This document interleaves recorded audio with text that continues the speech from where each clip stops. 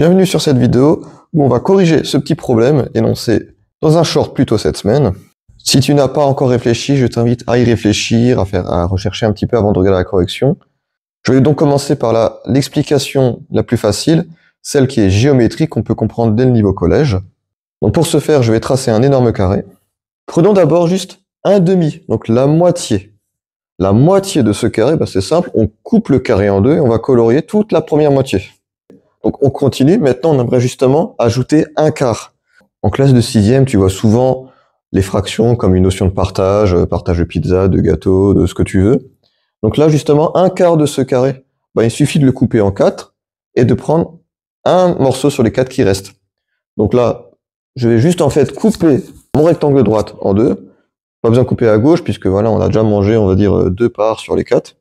Donc voilà, on a rajouté un quart et on continue et ainsi de suite.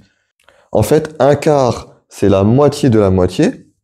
Un huitième, ce sera la moitié du quart. Un 16e, la moitié du huitième. Donc il suffit de prendre à chaque fois la moitié et de recommencer jusqu'à l'infini. Donc là, je fais un huitième. Je continue, un 16e. Je recoupe en deux. Je prends un 32e. On prend la moitié. Un 64e. Donc on recoupe en deux. Et ainsi de suite, et ainsi de suite. Donc un 128e, on recoupe en deux et on prend cette moitié. Un 256e, un 512e, un 1024e. Et donc justement, là, on peut faire une petite conjecture. Donc on va émettre une hypothèse. Et en fait, c'est une démonstration géométrique qui est suffisante au collège. En fait, si on continue jusqu'à l'infini, qu'est-ce qu'on remarque?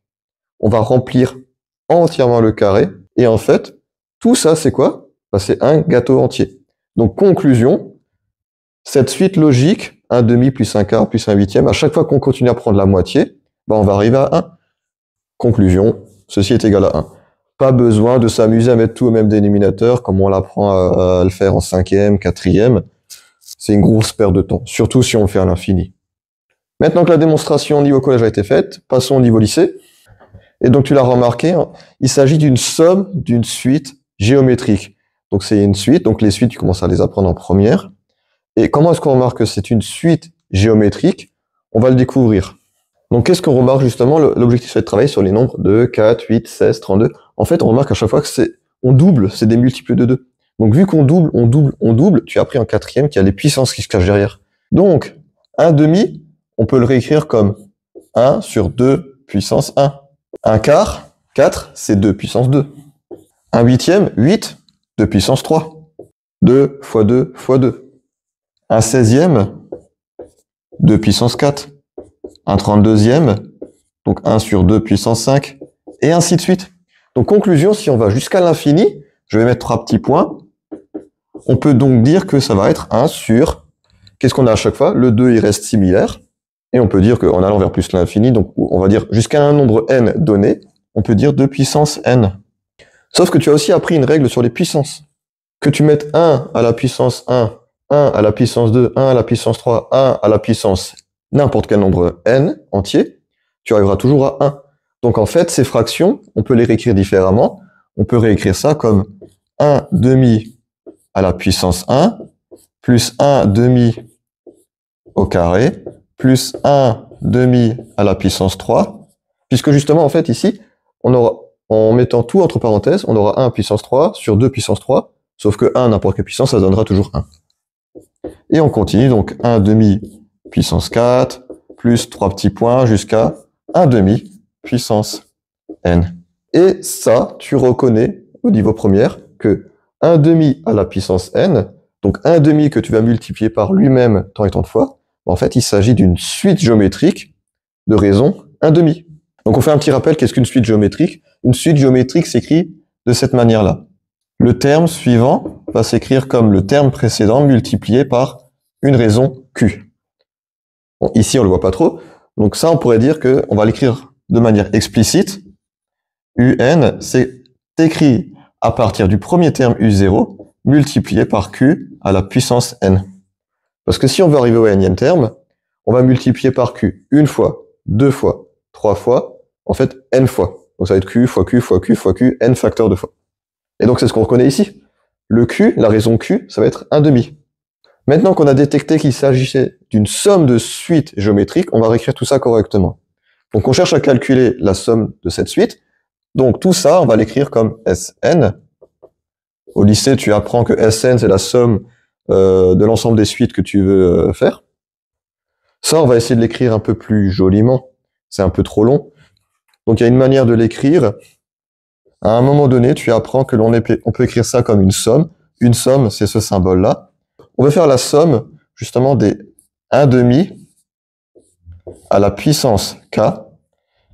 Le premier k, il commence à k égale 1. Et on aimerait aller jusqu'au nème terme, à la nème suite. Donc, jusqu'à n. Donc, c'est ça qu'on cherche à calculer. Mais on veut calculer jusqu'où? On a dit qu'on voulait faire ça jusqu'à l'infini. Donc, il va falloir faire la limite de cette somme avec n qui tend jusqu'à plus l'infini. Maintenant, tu as vu une formule justement pour écrire une somme de suite géométrique. La formule est la suivante. Donc, il suffit de multiplier le premier terme de notre suite, donc celui-là, par 1 moins q à la puissance, le nombre de termes que l'on va avoir. On a 1, 2, 3, 4, n termes. Le tout divisé par 1 moins q. Donc, on va le réécrire correctement à partir de notre suite ici. Donc, Sn ici est égal au premier terme qui est 1/2, multiplié par 1 moins Q, on a dit que c'était la raison, et notre raison de notre suite géométrique ici, c'est 1/2. Donc 1/2, le puissance nombre de termes, on a dit qu'on avait n termes, donc puissance n, divisé par 1 moins 1/2. Notre raison Q, 1/2. On fait le calcul, on simplifie. Donc le 1 moins 1/2 puissance n, ça on ne peut pas changer pour l'instant, on ne peut pas mettre les deux ensemble. Par contre, le 1 moins 1/2, facile, 2/2 moins 1/2, il reste 1/2. On arrive donc à ça, et c'est là où justement on veut calculer jusqu'au nème terme, jusqu'auquel on veut aller vers l'infini, donc cette fameuse limite. Donc, maintenant, on va réécrire ça correctement avec la limite. Donc la limite de Sn quand n tend vers plus l'infini, ça va être égal à le 1/2 ne change pas, multiplié par 1 moins, alors 1/2 à la puissance n. Tu as appris également que 1/2 à la puissance n, quand n tend vers plus l'infini, en fait, ça va être 1 sur 2 puissance n. 2 puissance n sera tellement énorme que le nombre sera, que diviser 1 par un nombre tellement immense, ça tendra vers 0. Alors tu verras que la raison, si elle est comprise entre moins 1 et 1, le mettre à la puissance n quand n tend vers plus l'infini, ça va tendre vers 0. Cette limite ici va nous permettre d'écrire 1 moins 0 sur, donc 1 moins 1/2, on avait dit que c'était 1/2. Plus qu'à simplifier. Ce qui nous fait donc 1/2 multiplié par, alors, on va faire 1 divisé par 1/2. Divisé par une fraction, ça revient multiplié par son inverse. L'inverse de 1/2, c'est 2. Donc 1 multiplié par 2. Ce qui nous fait donc 1/2 multiplié par 2. Et 1/2 multiplié par 2, ça nous fait donc bien 1 entier. Conclusion. Cette somme de suite géométrique, si on la fait tendre vers plus l'infini, on vient de démontrer que ce sera égal à 1. Et ça fonctionne uniquement parce que c'est une somme qui converge. Donc là, on arrive vers un niveau post-bac. Je ferai d'autres vidéos, il y aura des sommes de suites qui seront divergentes, d'autres convergentes, et on va faire des démonstrations, des explications. J'espère que cette vidéo t'a plu.